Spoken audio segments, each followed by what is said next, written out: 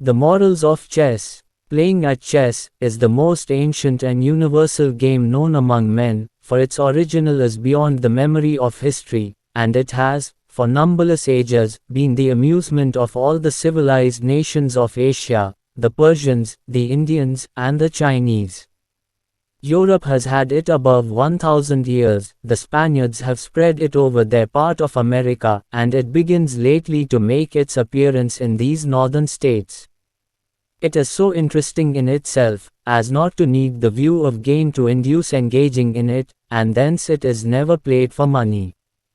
Those, therefore, who have leisure for such diversions, cannot find one that is more innocent, and the following piece, written with a view to correct, among a few young friends, some little improprieties in the practice of it, shows at the same time that it may, in its effects on the mind, be not merely innocent, but advantageous to the vanquished as well as to the victor. The game of chess is not merely an idle amusement. Several very valuable qualities of the mind, useful in the course of human life, are to be acquired or strengthened by it, so as to become habits, ready on all occasions. For life is a kind of chess, in which we have often points to gain, and competitors or adversaries to contend with, and in which there is a vast variety of good and ill events, that are, in some degree, the effects of prudence or the want of it. By playing at chess, then, we may learn 1. Foresight, which looks a little into futurity, and considers the consequences that may attend an action, for it is continually occurring to the player, if I move this piece, what will be the advantages of my new situation? What use can my adversary make of it to annoy me? What other moves can I make to support it, and to defend myself from his attacks?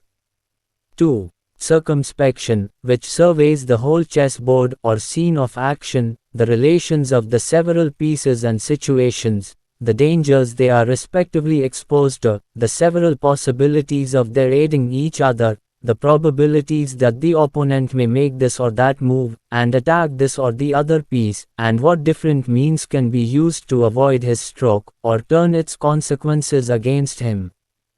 3. Caution, not to make our moves too hastily. This habit is best acquired by observing strictly the laws of the game, such as, if you touch a piece, you must move it somewhere, if you set it down, you must let it stand.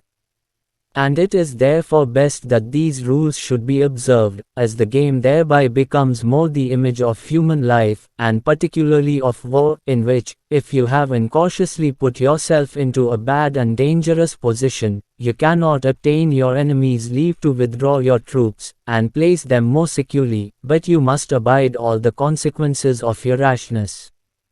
And lastly, we learn by chess the habit of not being discouraged by present bad appearances in the state of our affairs, the habit of hoping for a favorable change, and that of persevering in the search of resources.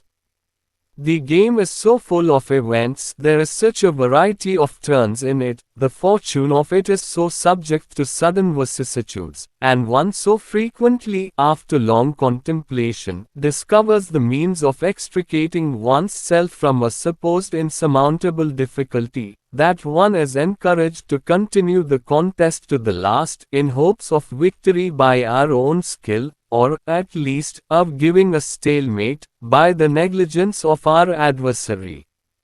And whoever considers what in chess he often sees instances of, that particular pieces of success are apt to produce presumption, and its consequent inattention, by which more is afterwards lost than was gained by the preceding advantage, while misfortunes produce more care and attention, by which the lost may be recovered, will learn not to be too much discouraged by the present success of his adversary, nor to despair of final good fortune upon every little check he receives in the pursuit of it. That we may, therefore, be induced more frequently to choose this beneficial amusement, in preference to others which are not attended with the same advantages, every circumstance that may increase the pleasure of it, should be regarded, and every action or word that is unfair, disrespectful, or that in any way may give uneasiness, should be avoided, as contrary to the immediate intention of both the players, which is, to pass the time agreeably. Therefore, first, if it is agreed to play according to the strict rules, then those rules are to be exactly observed by both parties and should not be insisted on for one side, while deviated from by the other, for this is not equitable. 2. If it is agreed not to observe the rules exactly, but one party demands indulgences, he should then be as willing to allow them to the other.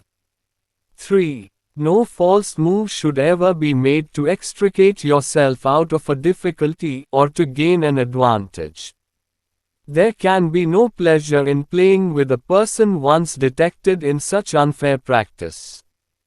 4. If your adversary is long in playing, you ought not to hurry him, or express any uneasiness at his delay. You should not sing, nor whistle, nor look at your watch, nor take up a book to read, nor make a tapping with your feet on the floor, or with your fingers on the table, nor do anything that may disturb his attention. For all these things displease. And they do not show your skill in playing, but your craftiness or your rudeness. 5. You ought not to endeavor to amuse and deceive your adversary, by pretending to have made bad moves, and saying you have now lost the game, in order to make him secure and careless, and inattentive to your schemes, for this is fraud, and deceit, not skill in the game. 6. You must not, when you have gained a victory, use any triumphing or insulting expression, nor show too much pleasure, but endeavor to console your adversary, and make him less dissatisfied with himself by every kind and civil expression that may be used with truth, such as, "You understand the game better than I, but you are a little inattentive," or, "You play too fast," or, "You had the best of the game, but something happened to divert your thoughts, and that turned it in my favor." 7. If you are a spectator, while others play, observe the most perfect silence.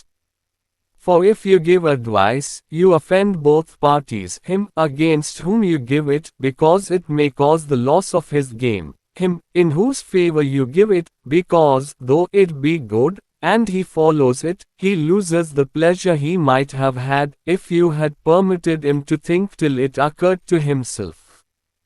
Even after a move or moves, you must not, by replacing the pieces, show how it might have been played better, for that displeases, and may occasion disputes or doubts about their true situation. All talking to the players lessens or diverts their attention, and is therefore unpleasing, nor should you give the least hint to either party, by any kind of noise or motion. If you do, you are unworthy to be a spectator. If you have a mind to exercise or show your judgment, do it in playing your own game when you have an opportunity, not in criticizing or meddling with, or counseling, the play of others. Lastly, if the game is not to be played rigorously, according to the rules above mentioned, then moderate your desire of victory over your adversary, and be pleased with one over yourself. Snatch not eagerly at every advantage offered by his unskillfulness or inattention, but point out to him kindly that by such a move he places or leaves a piece in danger and unsupported, that by another he will put his king in a dangerous situation, and see.